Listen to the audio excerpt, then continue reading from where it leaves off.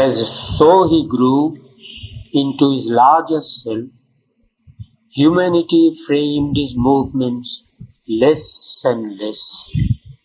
A greater being saw a greater world.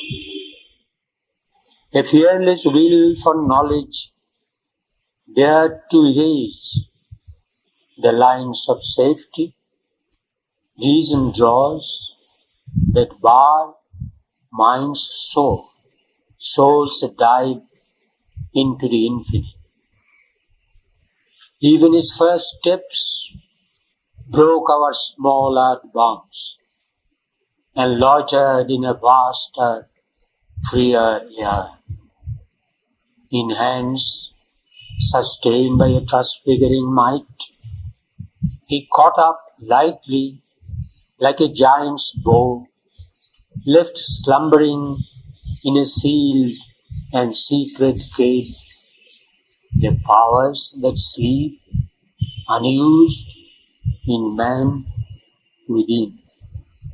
He made a miracle a normal act and turned to a common part of divine works, magnificently natural at this height.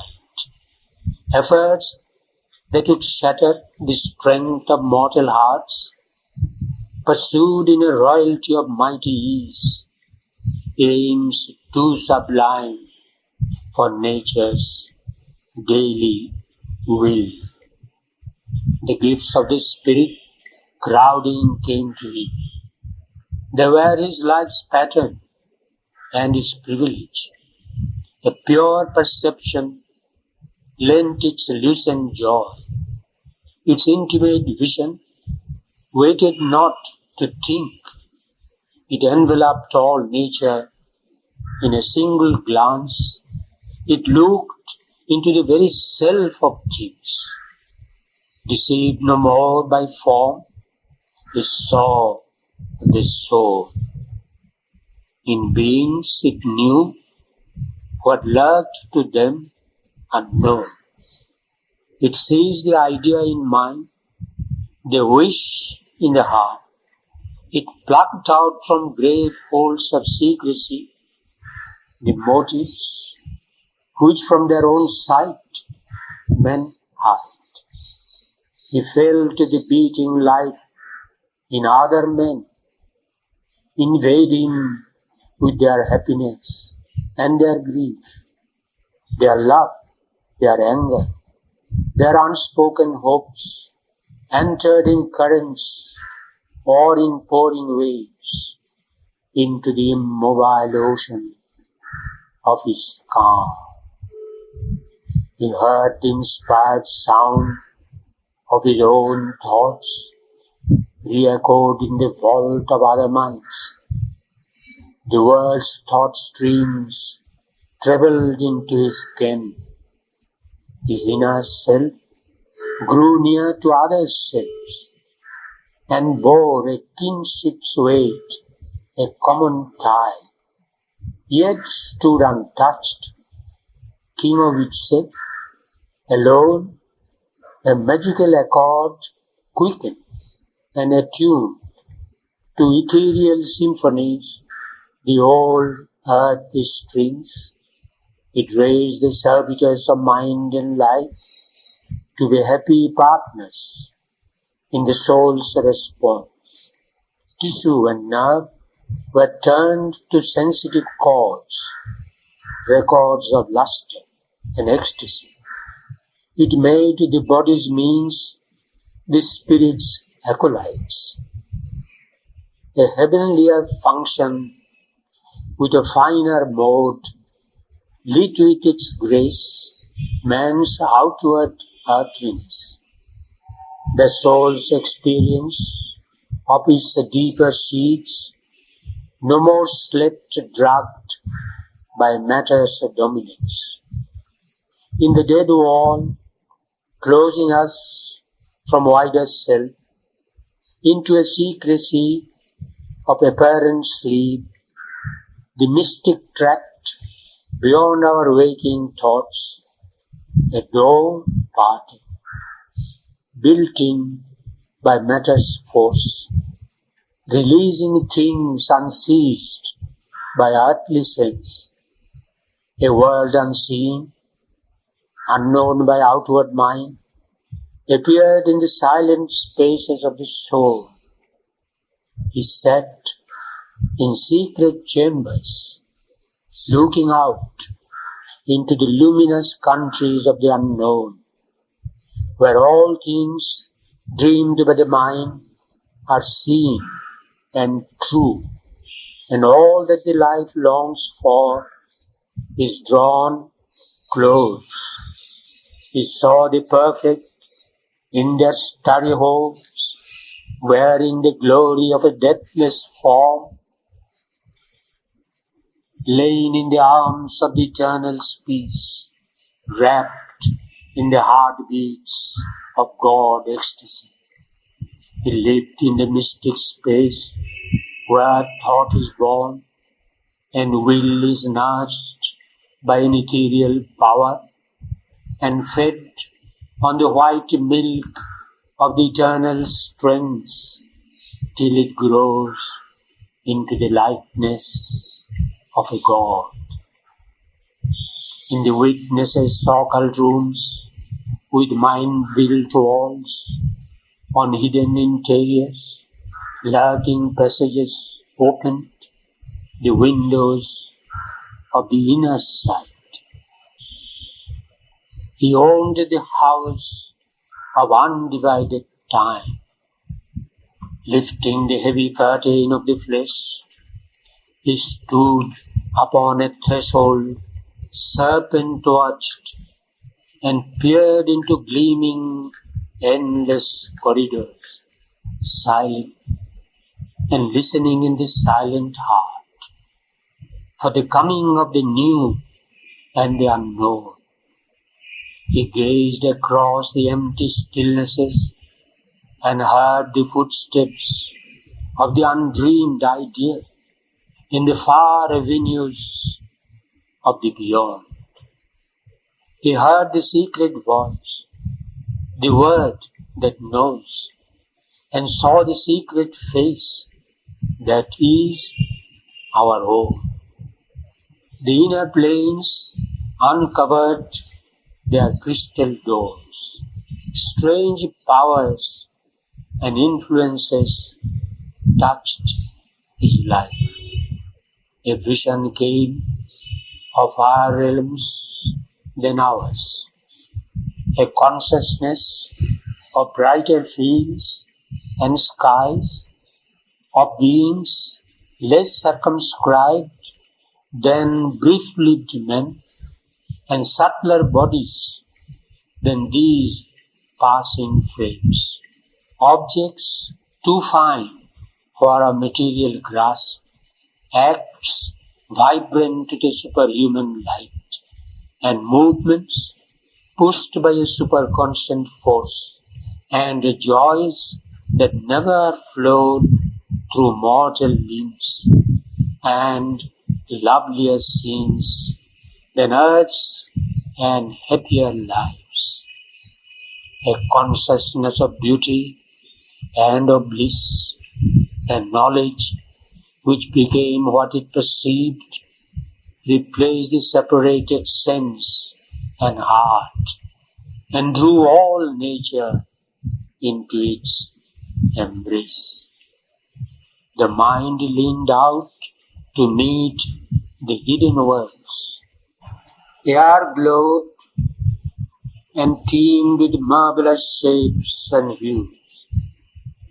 In the nostrils quivered celestial fragrances. On the tongue lingered the honey of paradise, a channel of universal harmony.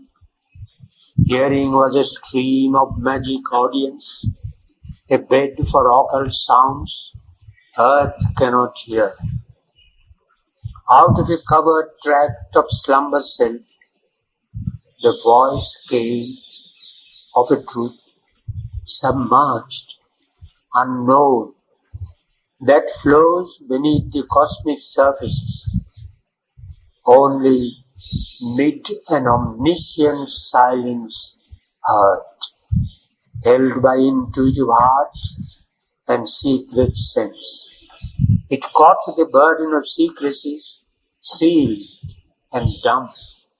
It voiced the unfulfilled demand of earth, and the song of promise of unrealized heavens, and all that hides in an omnipotent sleep. In the unceasing drama carried by time, on its long listening flood that bears the world's insoluble doubt, on a pilgrimage without goal, a laughter of sleepless pleasure foamed and spumed, and murmurings of desire that cannot die. A cry came of the world's delight to be, the grandeur and greatness of its will to live, recall of the soul's adventure into space, a traveler through the magic centuries, and being's labor in matter's universe, its search for the mystic meaning of its birth, and joy of high spiritual response, its throb of satisfaction and content in all the sweetness of the gifts of life, its large breath and pulse and thrill of hope and fear, its taste of pangs and tears and ecstasy, its rapturous poignant beat of sudden bliss,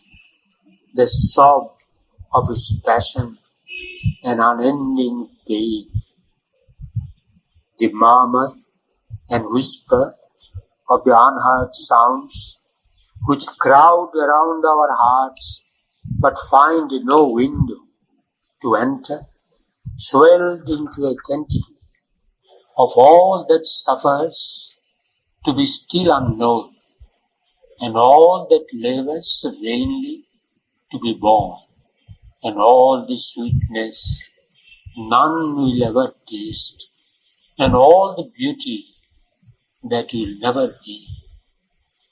Inaudible to our deaf mortal ears, the wide world rhythms of their stupendous chant, to which life strives to fit our rhyme beats here, melting our limits in the illimitable, tuning the finite to infinity. A low muttering rose from the subconscient caves, the stammer of the primal ignorance. Answer to that inarticulate questioning, there stooped with lightning neck and thunderous wings, a radiant hymn to the inexpressible and the anthem of the superconscient light. All was revealed there, none can here express. Vision and dream were fables spoken by truth, or symbols more veridical than fact, or were truths enforced by supernatural seals. Immortal eyes approached and looked in his, and beings of many kingdoms neared and spoke.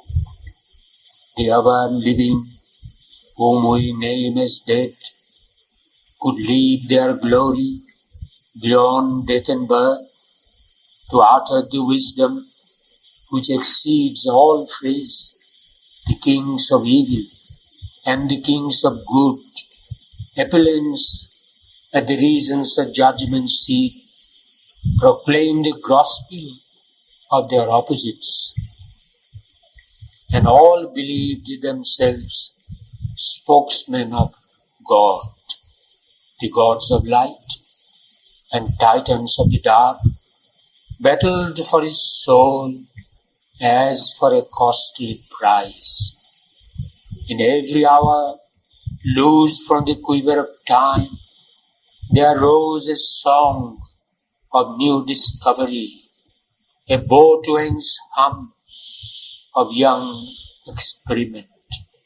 Each day was a spiritual romance, as if he was born into a bright new world.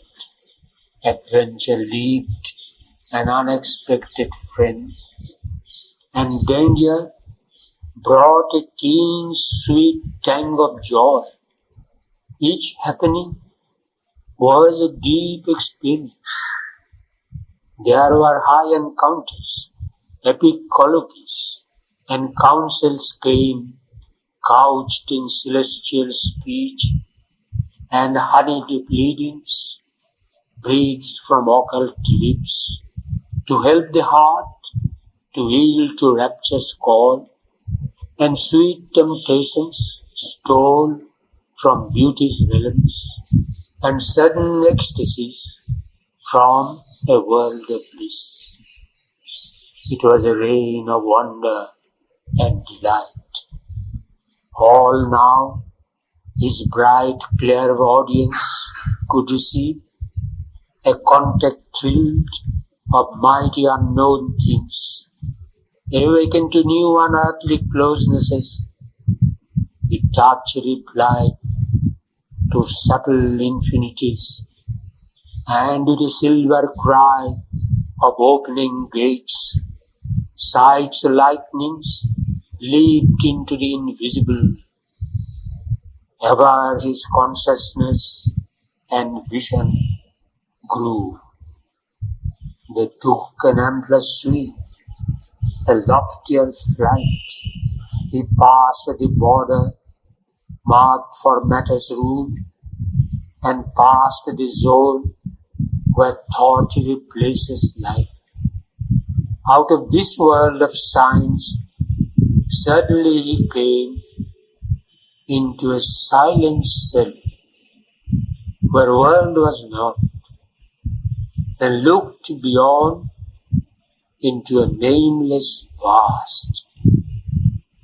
These symbol figures lost their right to live. All tokens dropped, our sense can recognize. There the heart beat no more at body's touch. There the eyes gaze no more on beauty's shape.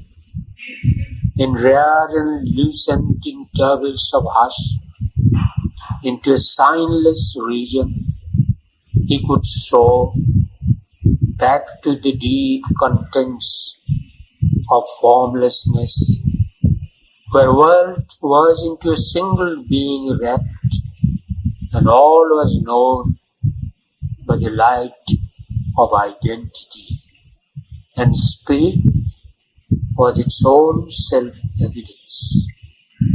The Supreme's gaze looked out through human eyes, and saw all things and creatures as itself, and knew all thought and word as its own voice.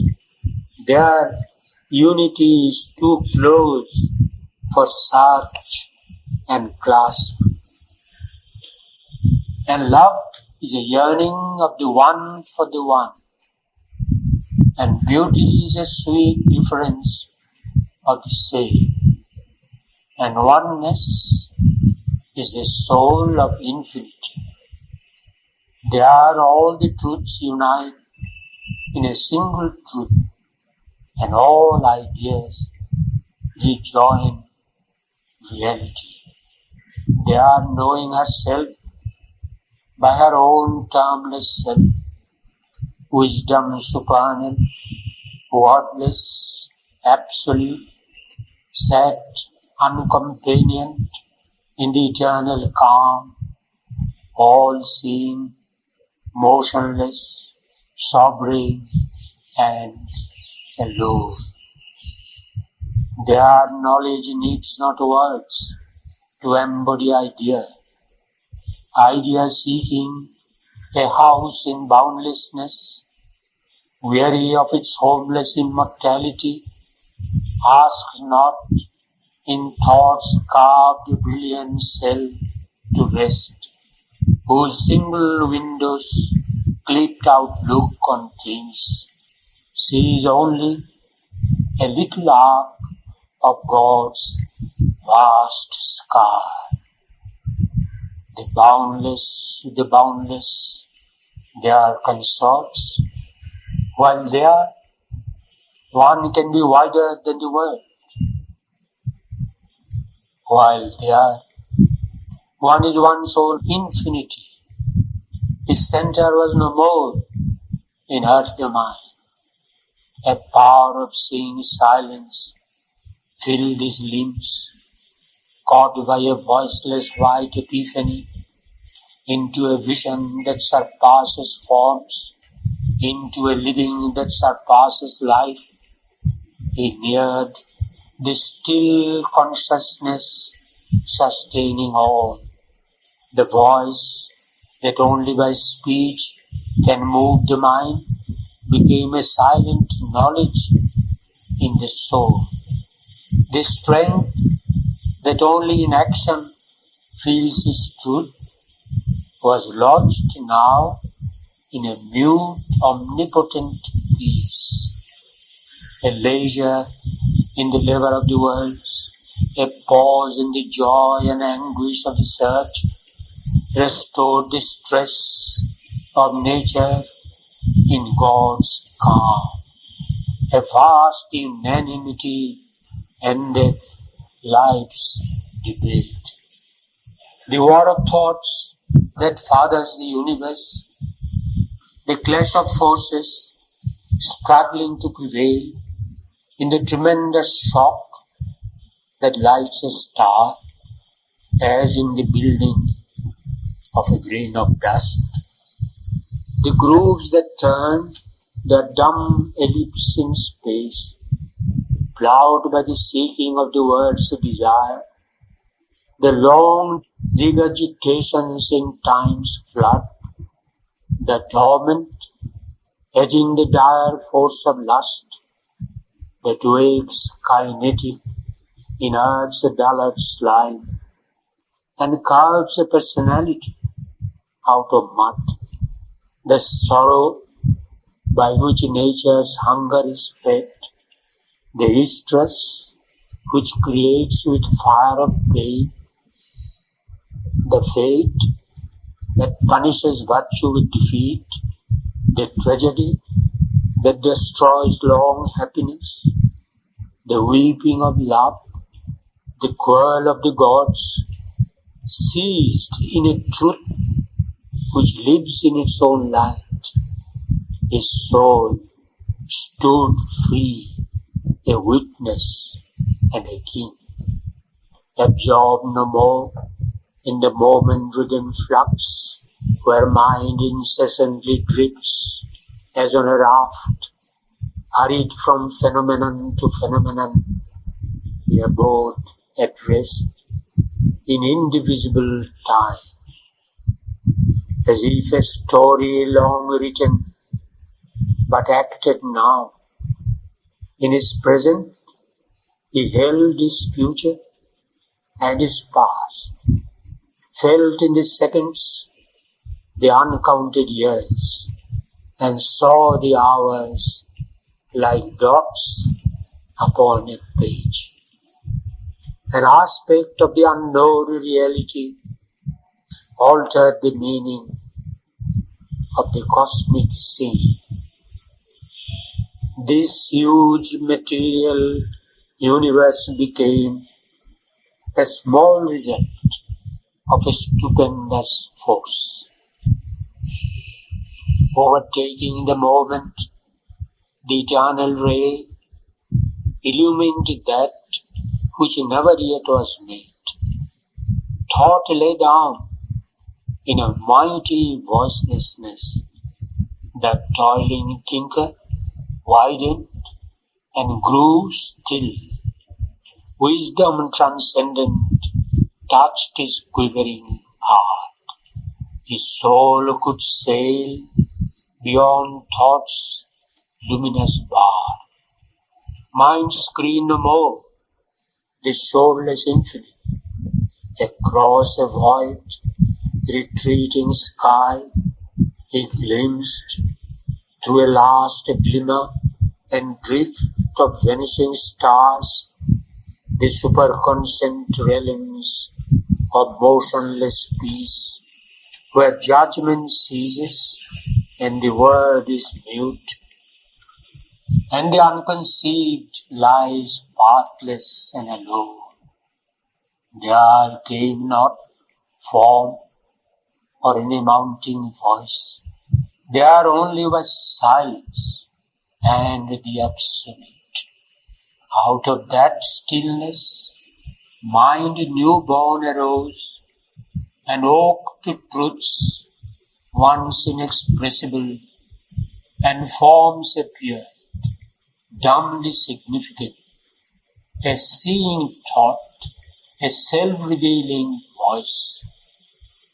He knew the source from which his spirit came. Movement was married to the immobile vast. He plunged his roots into the infinite. He based his life upon eternity.